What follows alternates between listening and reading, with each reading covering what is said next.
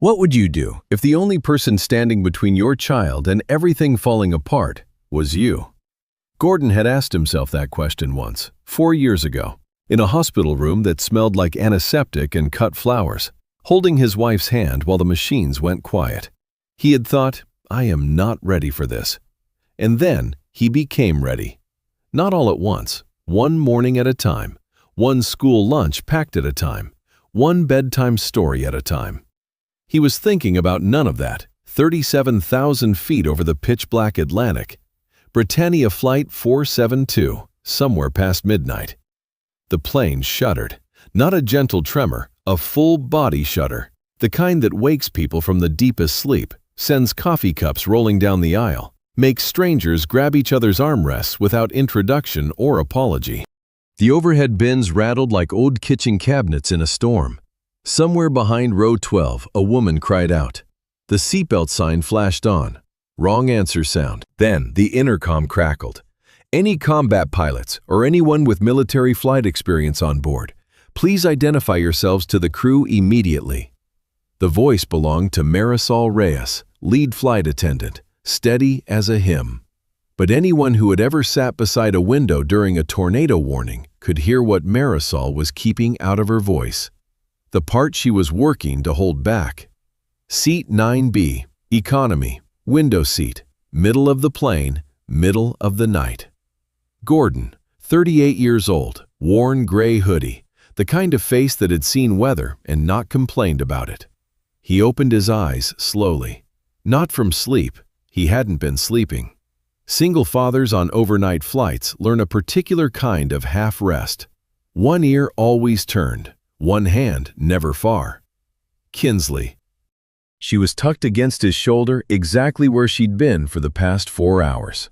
Head tilted, mouth barely open, fingers wound around the worn ears of Mr. Buttons, her stuffed bear, the last thing she had from her mother. Gordon had washed that bear 41 times, each time quietly terrified the Button Eyes might not survive. They always did. He'd come to think of them as stubborn, like the rest of the family. When the plane lurched again, Kinsley jolted awake. Her eyes went wide and dark, too serious for a 7-year-old, searching the air for something solid. "Daddy." Her voice cracked on the second syllable. "I'm scared. Mommy flew on a plane and she never came back." Gordon did not flinch. He reached over, slow, certain, pressed Mr. Buttons deeper into her arms. Kissed her forehead once, deliberate, like a sealed envelope containing a promise. "I'm right here, sweetheart. I am not going anywhere." His fingers, rough from years of freelance coding work, from fixing leaky faucets on Saturday mornings, from packing school lunches before 6 a.m., gently cleared the tears from her face. He thought of Claire briefly, not with the full weight of grief. That weight had softened over 4 years into something more like gratitude. Grateful she had made him a father first, so that when he was left doing it alone, he would already know who to be. 3 rows ahead, wide leather seat, champagne and a warm towel. A woman named Emerson was watching him with the expression of someone who had just spotted a stray dog wandering into a formal dinner. 36. CEO of a logistics empire worth more than some small nations. A blazer that cost more than Gordon's monthly rent. She said nothing. She didn't need to. The look said everything. A former Navy F/A-18 combat pilot. Over 3,200 flight hours. A current contract charter pilot. Gordon understood exactly what a plane in distress felt like. He had brought aircraft home in conditions that would have made lesser men pray out loud. He exhaled. Pressed the call button above his seat. Marisol appeared within seconds. He leaned forward and said quietly, "Navy F/A-18. Over 3,200 hours. I've flown Boeing charters." Her eyes went still. The precise stillness of a person receiving news that is both the best and most frightening thing they've heard all night. Gordon unbuckled, rose from his seat. Emerson's voice cut through the cabin. "A single dad in a hoodie? That's our savior?" Nobody laughed. Nobody answered her either. What she didn't know yet, what not one person on that plane understood, would change every single one of them before the wheels ever touched the ground. Gordon handed Kinsley to Marisol the way you hand someone the most important thing you own. Carefully, with full attention to the transfer. He crouched to her level in the aisle, passengers watching, the plane still groaning against wind and darkness. "Sweetheart, I'll be right back. You stay with Ms. Marisol and hold on to Mr. Buttons, okay? He needs you to be brave with him." Kinsley looked at the bear, then at her father. She gave him the nod. The small, wobbly, absolutely determined nod of a child who has decided that brave means you do the thing even when your chin is trembling. Gordon stood. He walked toward the cockpit without looking back. He knew himself well enough to know that if he turned around, he wouldn't be able to keep moving. The cockpit was chaos. Captain Alistair Thorne, 62 years old, 30 years in the air. The kind of man who commanded rooms without raising his voice. He was slumped in the left seat. Heart attack. Sudden and complete, the way they always are. His hands had gone slack. Finn Callahan, the first officer. Barely 28, 2 years out of flight school. White-knuckled at the controls, voice fraying at every word. "You're not even rated for this aircraft," Finn's voice cracked. "Hydraulic systems A and B are failing. We're—" Finn, just his name, quietly. The way you say someone's name when you need them to hear you through the noise. Finn looked up. "You know every system on this aircraft better than I do," Gordon said. He slid into the captain's seat, scanned the instruments with the steady, methodical focus of a man who had done this in darkness over open ocean. "I need that. You call every item on the checklist. I fly the plane. Can you do that?" A pause, one full breath. Finn's hands steadied, not perfectly, but enough. "Yeah," he said. "Yeah, I can do that." The decision came quickly, not recklessly, quickly, which is different. Gordon read the hydraulic data, calculated the margins, made the call. Divert to Keflavik, Iceland, closer than Chicago, reachable before the remaining systems failed. The right call. The kind you make when the math is clear and you trust the math even when everything else is loud. He got on the intercom. His voice, when it came through the cabin speakers, was not what anyone expected. Not a status update, not a command, something warmer. "Ladies and gentlemen, think about the person you love most in this world right now. Hold them in your mind. I'm flying this plane for my daughter tonight, and I'm flying it for every one of you." In seat 9B, Kinsley heard her father's voice fill the cabin. She pressed Mr. Buttons against her chest, closed her eyes.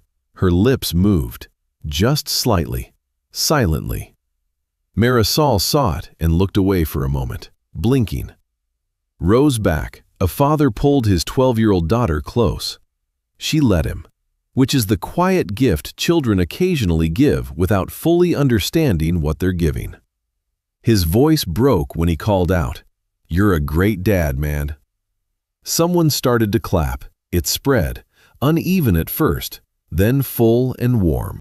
The way things spread when people remember they are not strangers. Back in business class, Emerson sat rigid. She gripped the armrests until her knuckles went white. Shallow breaths, eyes fixed on the headrest in front of her. This was not ordinary fear of flying. This was the specific pattern dread that had lived in her chest since a very composed, very sorry airline representative had called her 3 years ago. Explained that her husband's private jet had gone down over the Pacific. The pilot had been impaired. Marcus was gone. She had been standing in her kitchen when she took that call, looking at a faucet he'd always meant to fix. She had done what she always did, made herself useful, made decisions, did not fall apart. She had been white-knuckled every flight since. Gordon stepped briefly into the cabin, just long enough to move through it, voice low and calm as he passed her row. "Breathe with me, ma'am. In through the nose, out slow. I'm going to get everyone home." She turned sharply. "I don't need—" The aircraft jolted, hard, a sound like something being struck from underneath. Her hand shot out on instinct and grabbed his. His grip was warm, steady, rougher than she expected. Somehow, that roughness was the most grounding thing she had felt in years. He held on for 3 seconds, then he squeezed once, let go, returned to the cockpit. She stared at her own hand. An elderly woman in the row beside her, white hair, reading glasses perched on her forehead, the face of someone who had been through enough of life to recognize a moment when she saw one. She pressed a bottle of water into Emerson's palm. "Your daughter would be scared too, honey," the woman said softly. Emerson blinked. The woman had assumed she had a daughter, and she was exactly right. She opened her mouth, closed it again, looked down at the water bottle in her hand. The descent came fast. Gordon brought the plane down hard through breaking clouds, the runway rising toward them like something solid and merciful in all that gray. The wheels hit, violent. The thrust reversers failed. The plane screamed along the tarmac, and Gordon stood on the brakes with everything he had. Finn calling out speeds in a voice that was almost steady. Almost. Almost. It stopped. 80 meters from the end of the runway. A cliff beyond that. Dark water beyond that. 2 full seconds of silence in the cabin. Then it broke. Applause, tears, laughter.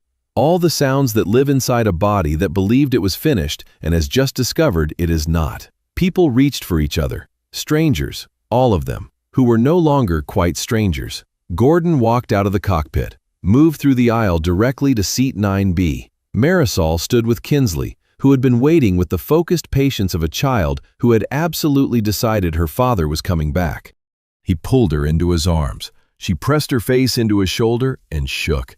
He held on, steadily, in the middle of the aisle, not moving, not hurrying, not going anywhere. And then Emerson stood up, and what came out of her mouth next, broadcast live from a Keflavik airport terminal to 2 million people, was something no one on that plane saw coming.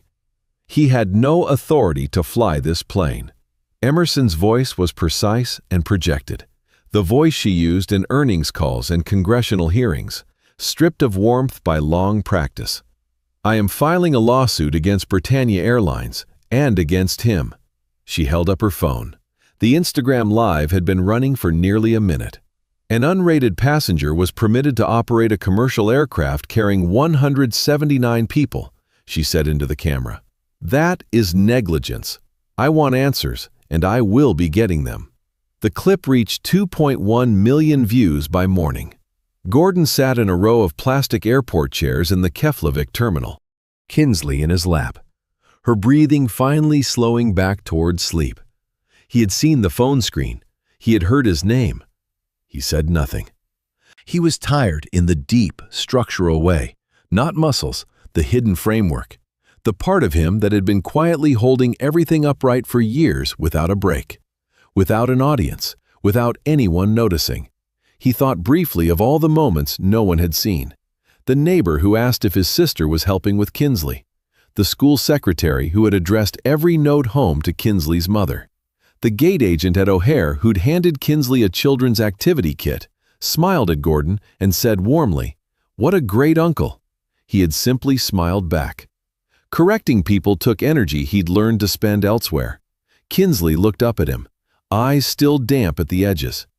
"Daddy, I thought you were going to leave me, like Mommy did." Something crossed his face, quick, like a shadow moving over a field, then gone. He kissed the top of her head and pulled her a little closer. "I'm right here, Buck. I'm not going anywhere." He stroked her hair in slow, steady circles, the same rhythm he'd kept at every bedtime since Claire passed. It didn't say anything in words. It didn't need to.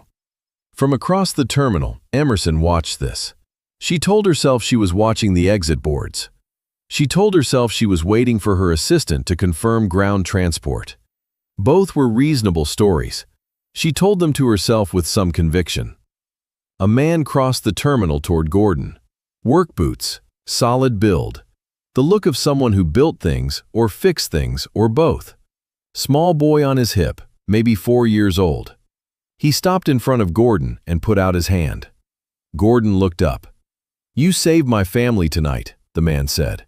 His voice was plain and direct. The way voices are when someone has decided that plain and direct is the only adequate thing. "I needed to say that. Thank you for being such a good dad." Gordon shook his head. He nodded once. The nod of a man who doesn't quite know what to do with being fully seen. That was all. No statement, no interview, no camera. Emerson looked away first. She did not sleep that night. Her hotel room was quiet, well-appointed, entirely adequate. It have the specific quality of hotel rooms when you are alone in a way that is not by choice. She lay on top of the covers and stared at the ceiling, the way she had not done since the night that representative had called to tell her about Marcus. That night had had the same texture as this one, the same terrible, wide-open silence. She had stood in her kitchen taking that call, looking at the dripping faucet Marcus had always meant to fix. She had thanked the man for calling, hung up the phone, made herself a cup of tea she never touched. Then she went to check on her daughter, sleeping undisturbed, small and unaware. Emerson had stood in that doorway for a long time, before she went back downstairs to begin making the decisions that needed making. She had not allowed herself to fall apart, not once. She had decided that falling apart was a luxury she couldn't afford, and the vulnerability she wouldn't display. She had kept that decision for 3 years with the same iron consistency she applied to everything else. She was starting to wonder, in the quiet of this Icelandic hotel room, whether that had been wisdom, or just a very expensive way of being lonely. Her phone buzzed on the nightstand. Comment notifications on the Instagram video. Most were not supportive. One, from an account she didn't recognize, read simply, "He saved 179 people, yourself included. Some lessons can't be bought, ma'am." She turned the phone face down and lay back in the dark. Morning at Keflavik arrived gray and salt-scrubbed. Gordon was in the family lounge with Kinsley. She had eaten half a blueberry muffin and was now conducting a formal lecture to Mr. Buttons about the geological history of Iceland, which she had partly invented. The door opened. Captain Alistair Thorne walked in. Silver-haired, broad-shouldered, arm in a sling, hospital bracelet still on his wrist. He had been stabilized overnight. The first thing he'd done when his phone was returned was watch the clip. He crossed the lounge directly to Gordon and stopped. When he spoke, his voice was pitched to carry. "I have reviewed the flight data recorder output from last night. Gordon Hale executed a correct emergency diversion to Keflavik under dual hydraulic failure, managed a compromised crew, and landed a damaged aircraft with 179 people on board. There was no negligence." A pause. "There was exceptional airmanship. I will state that to any authority that asks, in writing if necessary." The lounge had gone very quiet. Emerson was standing in the doorway. She had come for coffee and stayed for this without deciding to. She watched Gordon receive Thorne's words with his eyes on the floor, accepting them without performance. Like a man who did not believe he had done anything beyond what the situation required. Watched Kinsley tug his sleeve and whisper, "That means you're a hero, Daddy." Watched him smile, small, tired, completely real, and whisper back, "It means I did my job, Bug." Emerson set her coffee cup down on the nearest surface with great care, as if setting it down too quickly might disturb something she wasn't ready to disturb. She thought about the hand she had grabbed in the dark over the Atlantic. She thought about a voice over the intercom, calm and warm, telling a story about love while an aircraft shook around it. She thought about a man who had been publicly accused by someone he had just risked everything to protect, who had not said one word in his own defense. She had spent 16 years in rooms where people defended themselves loudly and at length the moment anyone questioned them. She had done it herself. She was very good at it. She looked at Gordon across the lounge, this quiet, steady man in a gray hoodie, now trying unsuccessfully to explain to his daughter why bears were not in fact native to Iceland. She felt something she had not felt in a very long time. Not attraction, not yet. Something quieter, more unsettling than that. She felt ashamed of herself, and she could not remember the last time that had happened either. What neither of them knew was that the storm rolling toward Reykjavik that afternoon would trap them there for 2 more days, and that something would happen in a small hotel kitchen that neither of them would ever fully be able to explain. The storm arrived without apology and stayed without permission. By noon, the airport was closed, all flights grounded. Passengers from Britannia 472 dispersed across 3 hotels in Reykjavik, the airline covering costs and saying very little else. The sky pressed down low and gray over the city, heavy, close. The kind of sky that makes you want soup and a porch and someone to sit next to. The formal investigation convened on the 2nd floor of the largest hotel. The Icelandic Transport Authority led. The Civil Aviation Authority and the National Transportation Safety Board joined by video link. It was the kind of room that runs on documentation, careful language, and the slow machinery of institutional process. Emerson understood that language fluently. She had used it effectively many times. She had called her attorney before breakfast. "Make sure they understand the full scope of the situation," she told him. Her voice had its familiar executive cadence, the one that meant she had already decided the outcome and was now in the process of arranging for the world to agree. She hung up the phone.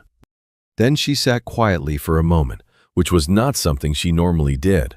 She was not entirely sure this particular morning what the full scope of the situation actually was. She encountered Gordon in the 2nd floor corridor that afternoon. He was carrying 2 paper cups, one full, one a quarter full. Kinsley was shuffling beside him in a borrowed hotel robe 3 sizes too large, sleeves rolled up 5 times, socks patterned with small foxes. She was delivering what appeared to be an urgent report about a cartoon she had watched that morning, using both hands to illustrate, despite the fact that both hands were currently occupied with Mr. Buttons. Gordon was listening the way some people listen to music they have loved for a long time, full attention, no impatience, genuinely interested in what came next. He handed Kinsley the smaller cup, hot chocolate, without breaking eye contact with her, without checking his phone, without doing any of the dozen small things people do to signal they are only half present.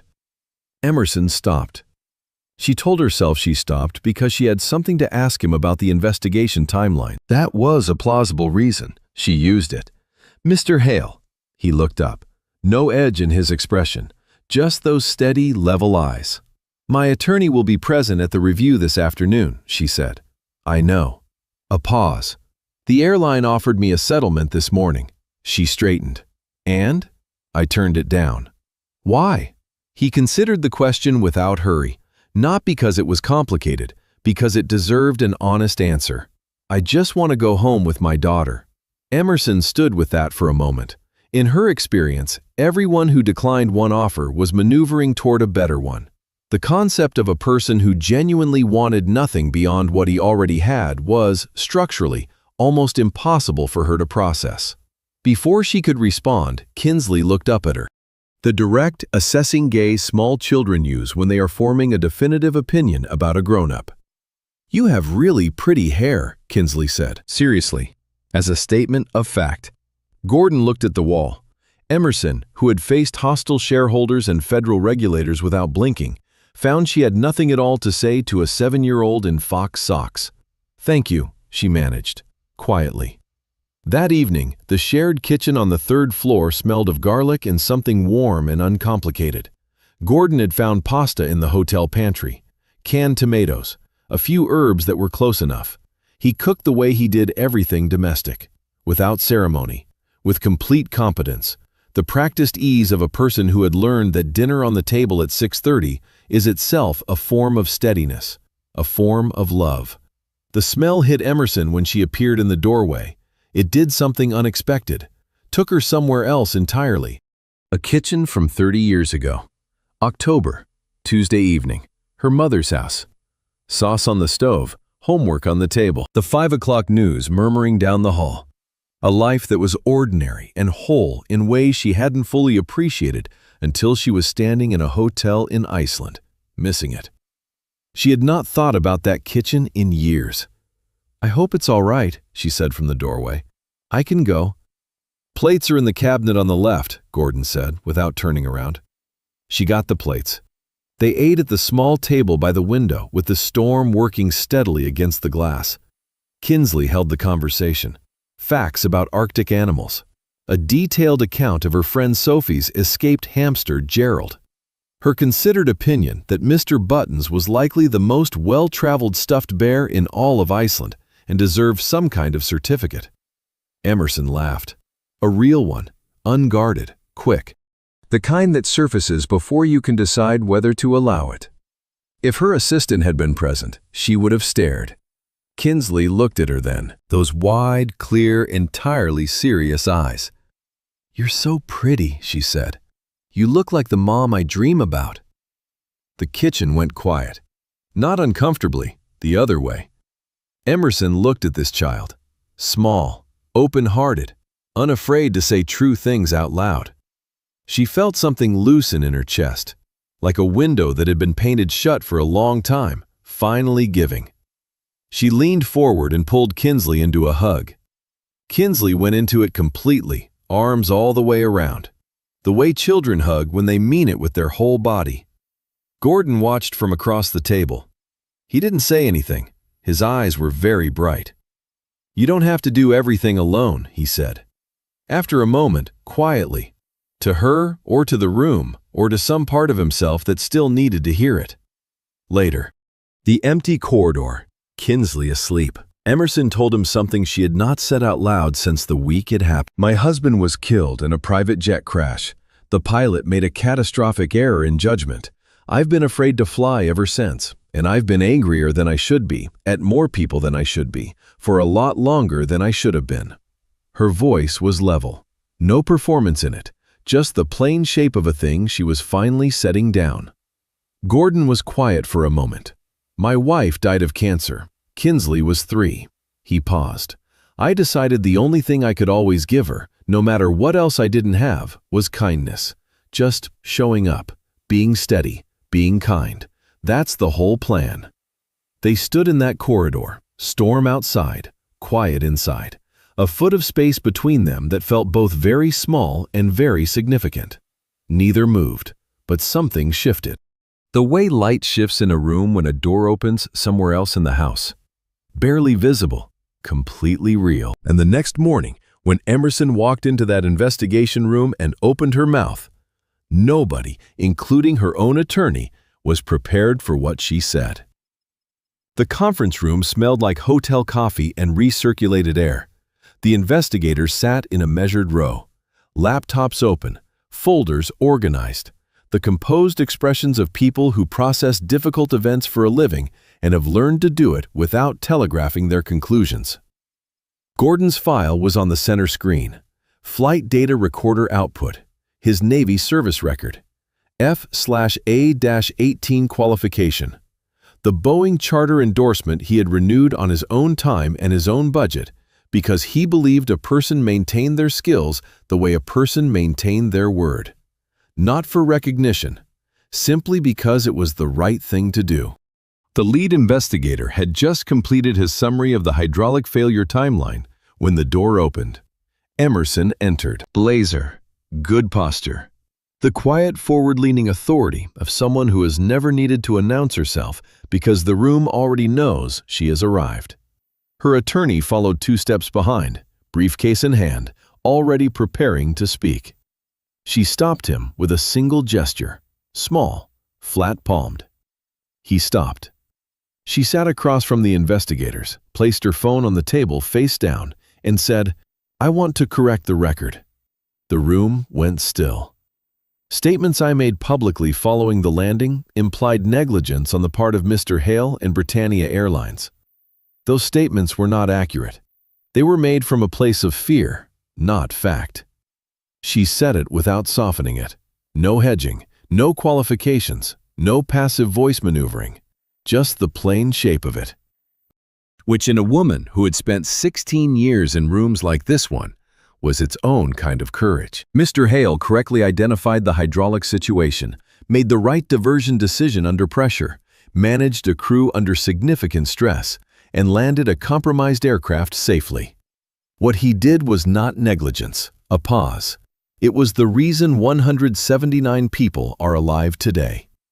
I am withdrawing all statements suggesting otherwise, formally and completely. Her attorney exhaled through his nose, the sound of a man reviewing a contract that has just been substantially revised. She did not look at him. One of the investigators leaned forward carefully. "Ms. Hargrove, you are under no obligation." "I know," she said. "That's why I'm doing it." Down the hall, Gordon sat in a waiting area while Kinsley applied fierce concentration to a coloring book. She had strong feelings about which shade of green was correct for a frog. She was not willing to compromise on this.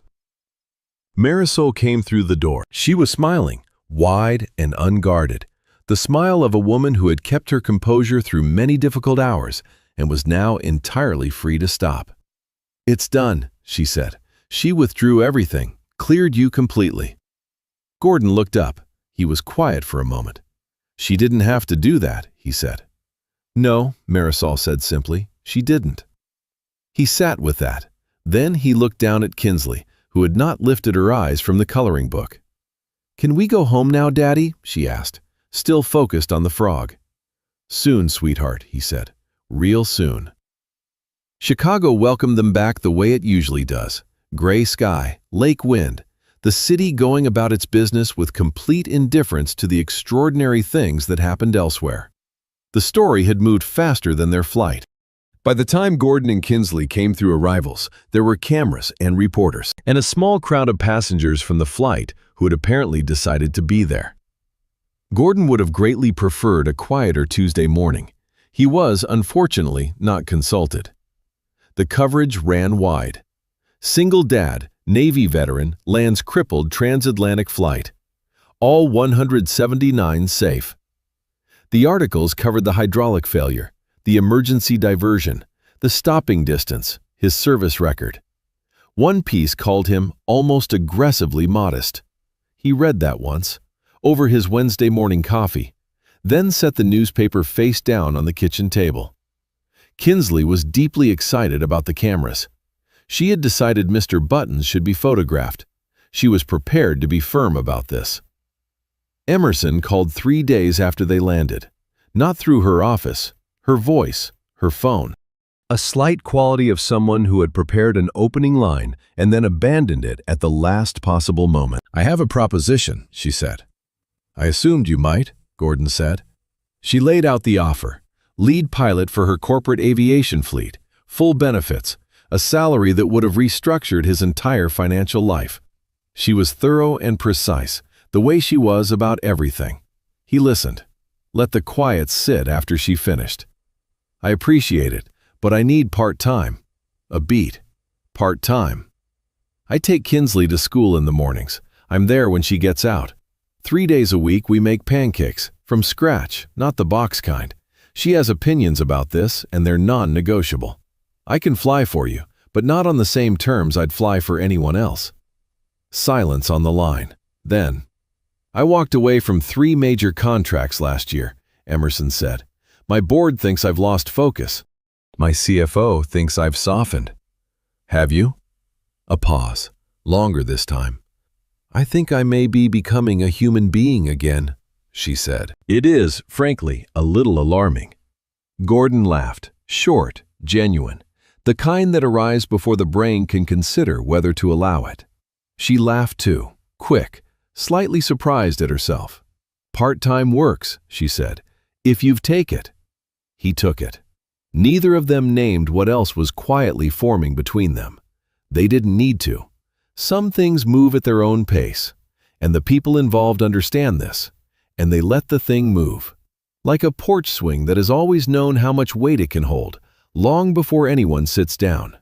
But neither of them could have predicted what Kinsley would say, clearly, calmly, into a live microphone at a nationally televised ceremony that would make Gordon go silent, make Emerson's eyes fill, and make every single person in that room reach for a tissue they hadn't thought to bring. The auditorium was the kind used for civic ceremonies. City seals on the wall, rows of folding chairs, someone's floral arrangement wilting politely near the podium. The mayor was seated up front. Marisol stood to the side in her uniform, posture straight. The composure of a woman who had kept 179 people steady through the worst hour of their lives and considered this simply her job. Captain Thorne was in the front row, arm free of its sling now, silver hair combed, wearing the expression of a man who has witnessed enough of the world to know when something is genuinely worth honoring. Gordon stood at the podium in a blue button-down shirt. Kinsley had selected it that morning because, in her considered opinion, blue was a trustworthy color. He had ironed it himself, 3 attempts, one small burn on the cuff that he'd rotated inward so it wouldn't show. He gave a short speech.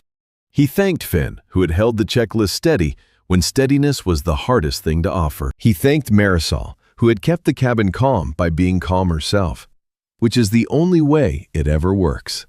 He mentioned Thorne. He said nothing about himself that he couldn't have said about any trained person who had done the job required. The room applauded.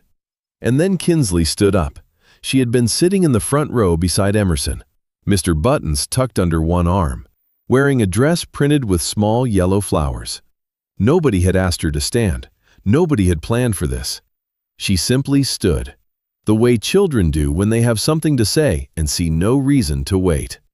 She walked to the podium with absolute composure. Gordon stepped aside without a word. He knew her well enough to know that redirecting Kinsley once she had decided on something was roughly as effective as redirecting a sunrise. She could barely reach the microphone. She pulled it down, adjusted it, looked out at the room with the steady, unself-conscious gaze of a child who has learned that the world can be serious and has decided to be serious back. "My daddy saved everyone on that plane," she said. "But I also want to say something else." She paused, not from hesitation, from the natural rhythm of someone who knows what they're about to say matters. "I see the way he looks at Miss Emerson. It's the same way he used to look at Mommy. And I think that's pretty important." She stepped back from the microphone. The room made a sound that was not quite applause and not quite silence. The specific sound a room produces when something completely true has been said out loud by someone too young to know it was courageous. Gordon stood very still. His throat moved. Emerson, in the front row, was looking at the floor. Hands folded in her lap, jaw set with the particular tension of a person working to keep their face from doing something they haven't yet given it permission to do. She had navigated hostile takeovers and congressional questioning without losing her composure. It turned out that a 7-year-old in a flower dress had the range to do what none of those things had managed. Then she stood. She walked forward, past the reporters, past the cameras, past the mayor, who shifted slightly in the way that mayors do when a ceremony departs from its printed program. She stopped in front of Gordon and Kinsley. She looked at them both. This man and this child, this quiet family assembled from patience and grief and scratch pancakes and bedtime stories told over the Atlantic. She knelt, right there, in front of the room, in her blazer and her careful posture. She knelt on the floor in front of them. "I spent a long time believing that being strong enough and fast enough and controlled enough was the same thing as being safe," she said. Her voice held, just barely. "Gordon showed me that it isn't. That kindness, just showing up, just being steady and kind, is the thing that actually holds. It's the only thing that ever held." She looked at Kinsley first, then up at Gordon. "Will you let me be part of your family?" Kinsley answered before the question had fully landed, immediate, certain, like a response she had been holding ready for days. She threw her free arm around Emerson's neck. Mr. Buttons caught happily between them. Emerson wrapped both arms around her and held on.